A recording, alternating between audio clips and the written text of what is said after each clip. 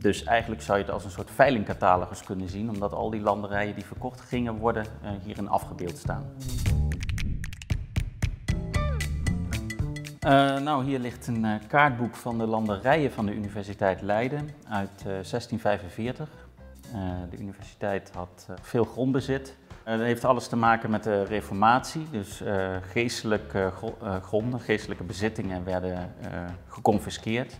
En een deel van dat grondbezit werd aangewend voor de nieuwe universiteit.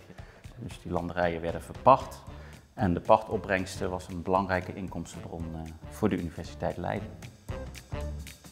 Wat wel interessant is dat dit kaartboek eigenlijk gemaakt werd op het moment vlak voordat de universiteit besloot om dit grondbezit te verkopen. Eigenlijk zou je het als een soort veilingcatalogus kunnen zien, omdat al die landerijen die verkocht gingen worden hierin afgebeeld staan. Dus deze gedetailleerde kaarten geven eigenlijk ook hele leuke details van het landschap buiten de stad. Zo staat er vaak een boerderij op bijgetekend. Hier het erf met de boerderij, bijgebouw en een hooiberg. En dit langgerekte perceel had zelfs een eendenkooi. Nou, een hele bijzondere kaart in dit kaartboek is deze. Dat is de kaart van de Malibaan.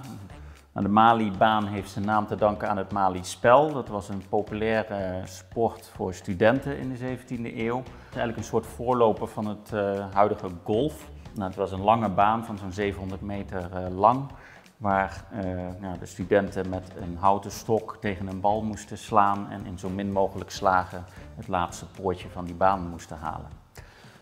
Er was ook nog concurrentie eigenlijk tussen universiteiten, want eigenlijk op hetzelfde moment wordt in Utrecht de Malibaan ook aangelegd. En dat was dus ook echt een middel om studenten naar de stad te trekken.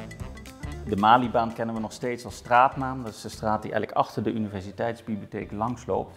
Als ik op mijn kamer in de UB zit en ik kijk naar buiten, dan kijk ik uit op de Malibaan en de trekvaart. En dat is heel leuk om te zien hoe dat landschap veranderd is.